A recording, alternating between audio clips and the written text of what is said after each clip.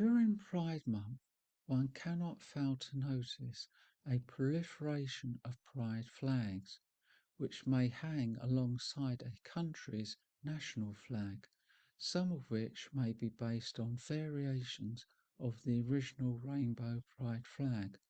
Although I wonder if this year, 2025, during Pride Month in the USA, will the stars and stripes flutter forlornly.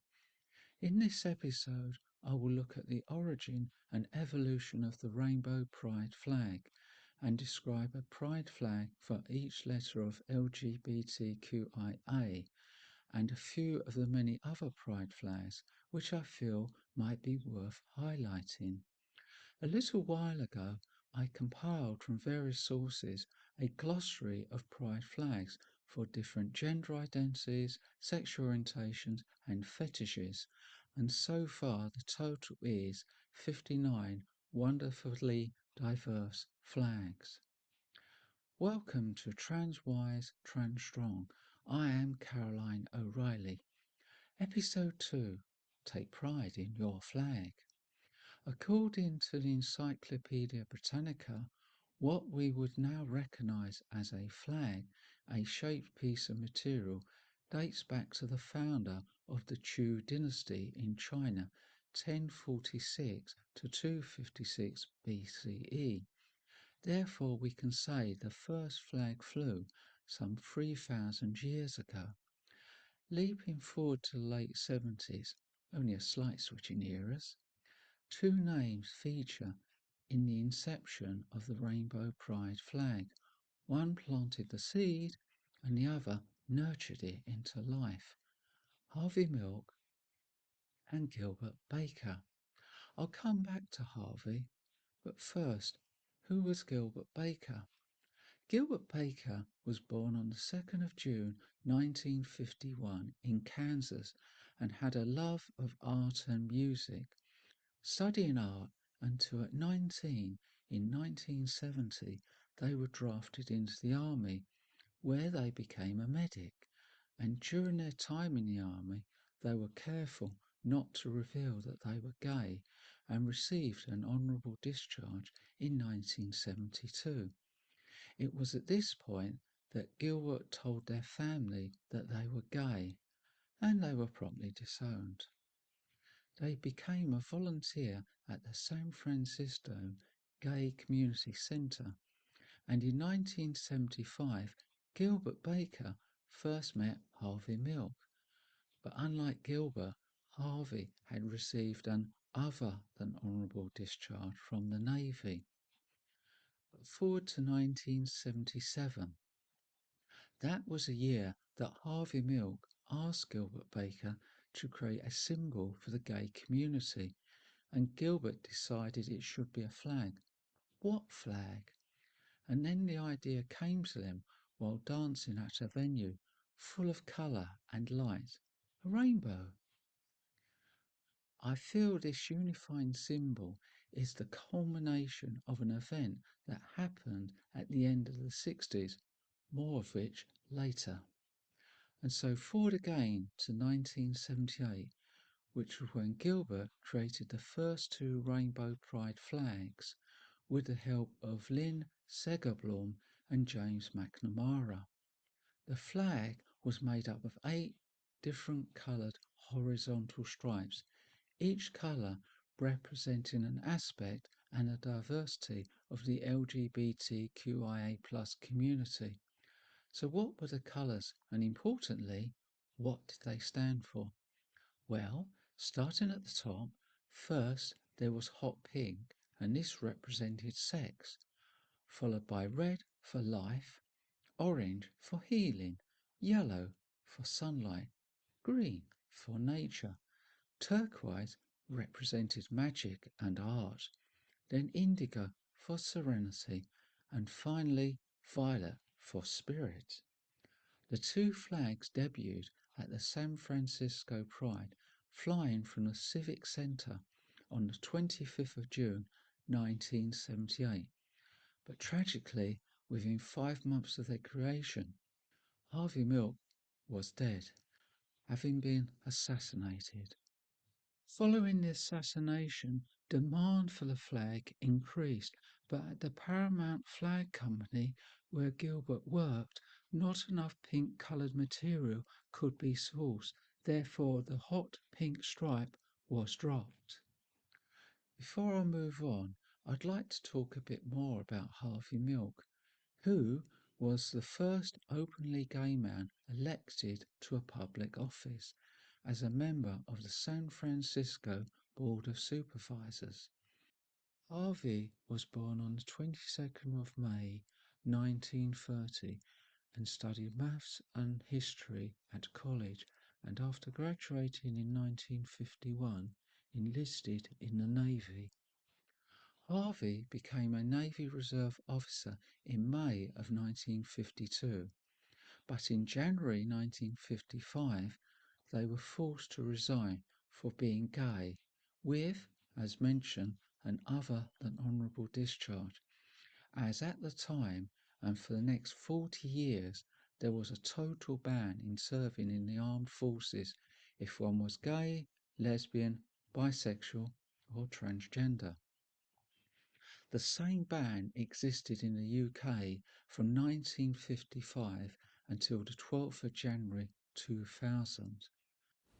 Whilst in the USA, the Human Rights Campaign website details a partial lifting, with the officially enforced federal policy enacted from the 28th of February 1994 during Bill Clinton's presidency, coined "Don't Ask, Don't Tell," which applied to lesbian, gay, bisexual and transgender members of the armed services. This policy was based on the utterly ridiculous assumption that this group of people would undermine the military's ability to perform its duty. This discriminatory policy was finally repealed during Barack Obama's presidency on the 20th of September 2011. But for transgender people in the military, there was a twist in the tale, as on the 27th of January 2025, President Donald Trump issued an executive order banning transgender people from serving in the military.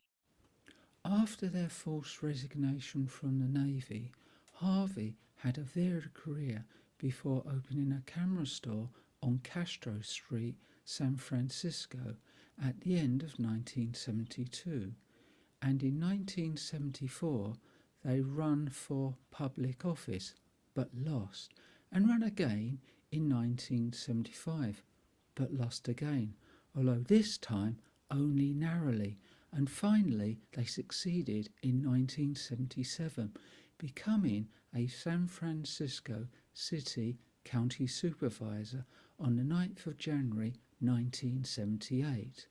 Harvey was committed to serving the broader community, not just the LGBTQIA plus community, and was an effective and popular supervisor. Then, on the 27th of November 1978, first Mayor George Moscone and then Harvey Milk were assassinated by Dan White, a disgruntled former city supervisor.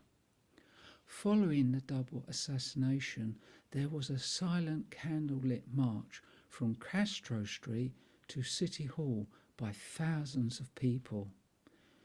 As for the assassin, they were found guilty only of manslaughter and were sentenced to less than 8 years, and their defence was that eating too much junk food was responsible for their actions.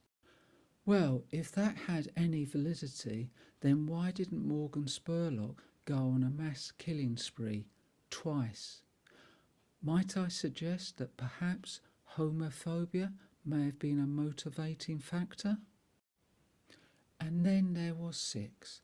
In 1979, the number of colours of the rainbow pride flag was decreased again.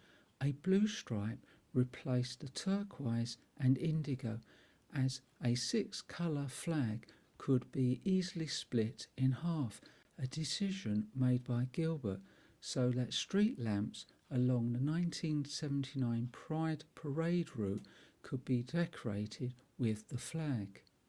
However, the transformation into a six-colour rainbow flag was not the end of its evolution. More anon. Bricks can build a wall of prejudice, but a metaphorical brick can break it down and be a catalyst for a revolution, as was the case in the early hours of Saturday, the 28th of June 1969, at the Stonewall Inn, Christopher Street, New York City. During the 50s and 60s, harassment of the LGBTQIA community was not uncommon, and the Stonewall Inn had been raided on average once a month, and it had already been raided earlier in the week, and it was not alone in being raided. So, on Friday night of the 27th of June, which was the hottest of the summer, it would take little for emotions to explode. And this happened as a result of another police raid around 1 a.m. Contemporary reporting gave the impression that the uprising was led by gay men, whereas lesbians, trans people, and people of colour were front and centre, such as Storm de la Vere, Marsha P. Johnson, and Sylvia Rivera. And it was the horrendous violent arrest of Storm de la Vere and her shout of, "Why don't you guys do something?" that initiated the uprising, and it was a few hours later, at around 2 a.m., that the African American Marsha P. Johnson and her friend Sylvia Rivera, who was Puerto Rican, arrived. Marsha described herself as a gay person, a transvestite, and a drag queen, as, although the word transgender had been coined in 1965, it was not in common usage. If it had been, would Marsha and Sylvia have perhaps described themselves as trans women? As the uprising continued, it was the police who were made to feel fearful, cowering, and running back into the Stonewall in the face of coins, bottles, and stones, pretty much anything that could be thrown at them. As well as thrown objects, one was not thrown, but used to write 3 words that night. Marty Robinson gave his friend Mark Segal, a homeless teenager, a piece of chalk and asked them to write those 3 words. And what were they? Tomorrow night, Stonewall. On the second night of the uprising, Marsha climbed a lamppost and shattered the windscreen of a police car by dropping a heavy bag onto it. The uprising lasted a total of 6 days, and in much the same way that Rosa Parks' refusal to give up her seat to a white man on an Alabama bus on the 1st of December 1955 galvanized the civil rights movement, the Stonewall Uprising is considered the catalyst for the LGBTQIA movement. But like Rosa's defiance in the face of racial prejudice, there were previous fightbacks against LGBTQIA prejudice. Before Rosa, there was Aurelia S. Browder, Claudette Colvin, Susie MacDonald, and Mary Louise Smith. And these 4 women would be the key plaintiffs in the landmark 1956 Supreme Court case Browder versus Gale that ruled that enforcing bus segregation was unconstitutional. And before Stonewall, there was Cooper's Donuts riot in Los Angeles 1959, Dewey's lunch counter sitting in Philadelphia 1965, and Compton's cafeteria riot in San Francisco 1966. Therefore, you can see that a key event, be it Rosa's or the Stonewall, do not arise in isolation. And I believe that Harvey Milk's wish for a unifying symbol for the gay community was a natural consequence of all that followed the events at Stonewall those balmy summer nights. The importance of Stonewall is commemorated by the Stonewall National Monument in New York City. Oh, and remember Marsha P. Johnson, the trans woman who was there and who would become a key figure in the LGBTQIA plus rights movement? Not that you'd know it now if you check the National Park Service's webpage for the Stonewall Monument. It now reads in part, "The Stonewall Uprising of June 28, 1969 is a milestone in the quest for LGBT civil rights and provided momentum for our movement." The acronym used to be LGBTQ. The involvement of trans and queer people in the uprising has been erased, much like in the Soviet Union, where people who fell out of favour were erased from history, or like in 1984. The National Parks Service's Monument webpage is not the only area where trans people have been erased. The Centre for Disease Control is erasing mention of queer, intersex and transgender individuals, and they are not alone. It seems the current US administration perceived 1984 not as a warning, but as a user manual. And back to flags. However, before discussing how the six-striped rainbow flag has been modified, I would like to mention one last design change to the original, when Gilbert Baker added a lavender stripe representing diversity above the hot pink stripe. Gilbert created a flag in response to the election of Donald Trump for the first time, not that they would know, as they died shortly after its creation on the 31st of March 2017. They made 39 for the 39th anniversary of the Rainbow Pride flag to be displayed in San Francisco during June's Pride Month. The first evolution of the Rainbow Pride flag was the Philadelphia Pride flag, which was unveiled on the 8th of June 2017 at the Philadelphia City Hall to commemorate the start of Pride Month. 2 additional stripes were added to the top of the flag, black followed by brown, which represented queer people of colour. It was created by the PR agency Turney, based in Philadelphia, for the campaign More Colour, More Pride. The addition of the black and brown stripes was seen as a small but powerful step for inclusivity in the LGBTQIA plus community. The next change was built upon the Philadelphia Pride flag. It is the Progress Pride flag and was created by Daniel Quasar, artist and graphic designer, in June 2018. The black and brown stripes were moved to left as a right-pointing chevron to signify forward movement within the LGBTQIA plus community, with first black and then the brown behind it.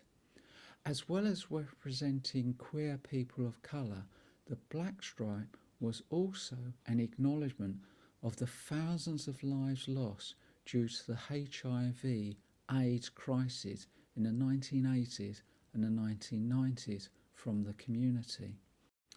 Behind the brown chevron, representing the trans community, were 2 more chevrons, first light blue and then pink, followed by a white triangle. The latest evolution of the flag builds upon the Progress Pride flag, and it is the Intersex-Inclusive Progress Pride flag, and dates to 2021. It was designed by Valentino Vecchietti of the Intersex Equality Rights UK by adding the intersex pride flag. The white triangle became another chevron, and behind it, representing intersex, is a yellow triangle with a purple circle. Quoting the pride flag page of the University of Northern Colorado, Vecchietti said, "My intention in creating this iteration of the flag with visible intersex inclusion is to create some much needed intersex joy. We also hope that it will increase allyship from within the LGBTQA community." And speaking of LGBTQA and I+, L is for lesbian. A woman who is romantically, sexually attracted to a woman may well use the word lesbian to describe herself. The word literally means a resident of the Greek island of Lesbos, and Lesbos was where the Greek poet Sappho, who wrote beautiful poems expressing her love for women, was born during the early decades of 600 BCE, and word sapphic is derived from her name. Lesbian, in the sense we use it today, can be traced to its origin at the end of the 19th century, and before that the term sapphic was used for women who love women.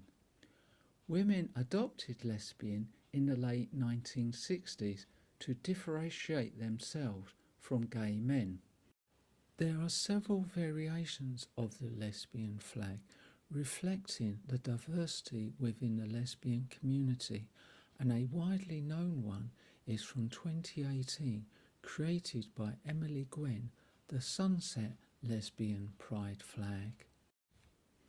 It has 7 horizontal stripes. The top 3 range from dark to light orange, then a middle band of white, and the lower 3 range from pink to the bottom purple. The orange shades represent independence and community, whilst the white represents relationships that are unique and diverse, and the pink and purple shades represents the diversity of love, femininity, and serenity within the community. G is for gay. Well, more precisely, gay men. The first flag that was created has been superseded by one that is trans-inclusive, and this is the trans-inclusive gay men's pride flag, created by user Gay Flag Blog on the 10th of July 2019. It also consists of 7 horizontal stripes, with the top 3 coloured green to represent community, then light green for healing, and next teal for joy in nature. A middle white stripe represents those who are transgender, non-binary, or gender non-conforming, with the lower half light blue followed by dark blue and then purple, which represents the wide range of gay men. B is for bisexual. The word bisexual is derived from the Greek bi, meaning two, and represents romantic and physical attraction to 2 genders. The bisexual pride flag was created by Michael Page, debuting on the 5th of December 1998 at the first anniversary party of BICAF, an early bisexual website. Michael created the flag following their time at a non-profit organisation, BiNet USA, and their aim for the flag was to differentiate the bisexual community from the rainbow pride flag and gay community. It consists of two broad horizontal stripes, either side of a narrow one. The top stripe is pink to represent attraction to the same gender. The middle is purple, representing attraction to two genders, and the bottom stripe is blue, representing attraction to those who identify as a different gender. T is for transgender. The transgender pride flag first flew at the 2000 Phoenix Pride Parade. A year before, it was created by Monica Helms, a trans woman and US Navy veteran, and it represents people whose gender identity differs from the sex they were assigned at birth and the diversity of the trans community. The flag consists of 5 horizontal stripes. The top and bottom are pale blue, and either side of a central white stripe are light pink stripes. The light blue represents a traditional colour for boys, and likewise the light pink represents a traditional colour for girls, although now one might consider both these colours to be stereotypical representations of maleness and femaleness. That said, I still think it's an attractive looking flag, although as a trans woman I am perhaps a bit biased. And the central white stripe, this represents intersex. I was going to suggest perhaps now one might say DSD, differences of sex development, although having recently read an interesting article which I feel is worth reading, the differences between intersex and DSD on the thisisintersex.org website, I'm not so sure about making such a suggestion. White also represents transitioning or having a neutral or undefined gender. The first flag that Monica created now flies proudly in the Smithsonian Natural Museum of American History, which I would suggest cements its place in trans history. Over time, its symbolic importance to the trans community has increased, and on the 19th of November 2012, it was flown in the Castro district of San Francisco to commemorate Transgender Day of Remembrance, and during June's 2016 Pride Month, it was displayed in the White House. I think I can suggest with confidence that the White House during June 2025 will be sans trans flag, as no doubt will be the case for 2026 to 2028. Q is for queer. The queer pride flag was created in 2015 by Pastor Mima and represents all aspects of being queer. Queer is used by those who feel their gender identity, gender expression, sexual orientation do not fit neatly into given cultural norms. It has 9 horizontal stripes. The top and bottom are black, and the middle stripe is white, and these colours represent those on the asexual, aromantic and agender spectrum. The second and third stripe from the top are light and dark blue, which represents same-gender attraction. Either side of the white stripe is a green stripe above and an orange stripe below, which represents non-binary individuals, and above the bottom black stripe is a light pink stripe, and above that is a dark pink stripe, representing same-gender attraction. I is for intersex. The intersex flag first flew On the 5th of July 2013, it was created by Morgan Carpenter, then co-chair of Organisation Intersex International Australia. Morgan explored several different designs, but none felt right, as they wanted a flag with a commonly understood symbol and to be firmly grounded in meaning. Finally, they came up with a flag that has a yellow background and centred on the middle is a purple circle. The yellow and purple were chosen as gender neutral colours, and the circle represents wholeness, completeness, and intersex people's potentiality. Lastly, A is for asexual, the lack of sexual attraction to all genders.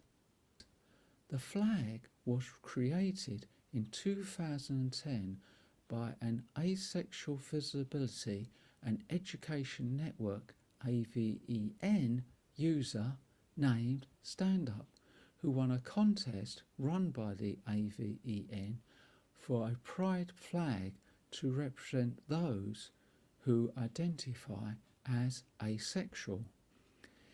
It has 4 horizontal stripes, with a black stripe at the top that represents asexuality, followed by grey for grey asexuality and demisexuality, then white for non-asexual partners and allies, and lastly purple, which represents community.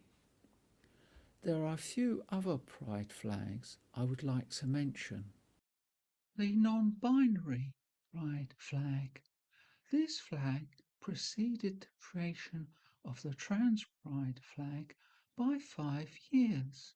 It was created by Carl Rowan in February 2014, and it represents people whose gender identity is neither wholly female or male, and counters the assumption that gender is strictly binary, either male or female, and that assigned sex at birth represents an individual's gender identity. The non-binary pride flag should not be seen as an adjunct to the gender queer flag that preceded it by 3 years, but rather as complementary to it. Both flags can be flown together. It has 4 horizontal stripes, which are top to bottom yellow, white, purple, and black. The yellow represents those whose gender falls outside being either male or female, and without referencing binary gender. White are people of many or all genders. The purple represents those whose gender identity exists somewhere between male and female, or a mixture of them, and black for those who do not feel they actually have a gender. The genderqueer pride flag. Genderqueer people's gender identity is neither male or female and doesn't fit within the male and female binary dichotomy. The flag was created by Marilyn Roxy in June 2011 with the aim to create visibility for the genderqueer community and related identities. It was initially meant to represent all non-binary and genderqueer people, but with the growth of the community, the flag became more specifically associated with genderqueer, resulting in non-binary people feeling that they were no longer represented by the flag. This led to the creation by Carl Rowan, as I mentioned, of a flag specifically for the non-binary community in February 2014. The genderqueer flag has 3 horizontal bands. The top is lavender, which represents androgyny and people who identify as a mixture of female and male. Lavender being a mixture of blue and pink. The middle band is white, representing agender people, and the bottom is dark chartreuse green. Yes, I had to look up that colour. Chartreuse is a colour of a French liqueur, a sort of yellow green. Dark chartreuse green is the inverse of lavender and represents people who identify outside of and without reference to the gender binary. The Two Spirit Pride flag is the final flag I would like to describe. The concept of Two Spirit existed before European colonization of North America and is an umbrella term for queer identifying Native American individuals with a traditional and cultural understanding of gender roles and identity. I say colonization, but perhaps cultural genocide might be more appropriate, as a cis heteronormative belief was imposed by the settlers. I believe that the Two Spirit concept illustrates the acceptance of gender identities other than cisgender, which is the belief that gender identity and assigned sex are the same, and of sexual orientations other than straight. Therefore, I believe that the Two Spirit concept illustrates that a spectrum of gender identities and sexual orientations is not a modern one. The Two Spirit Pride flag is based on the six-colour rainbow pride flag, with two black and white feathers attached to a white circle centred on the orange stripe. The feathers represent masculine and feminine identities, and the circle represents the unification of masculine and feminine identities into a separate gender. It cannot be underestimated how powerful a flag can be, or that over time its design may change, as illustrated by the Rainbow Pride flag, with each iteration adding new meaning and inclusivity. It can also be a unifying symbol, particularly for a community that feels under oppression, which is how I imagine the trans and non-binary community must feel in the United States at this present time. Also, the Rainbow Pride flag acted as a catalyst for other pride flags, representing the incredibly wonderful diversity of the LGBTQIA community. This episode was written and presented by me, Caroline O'Reilly. Thank you for listening. Next time, the new eugenics.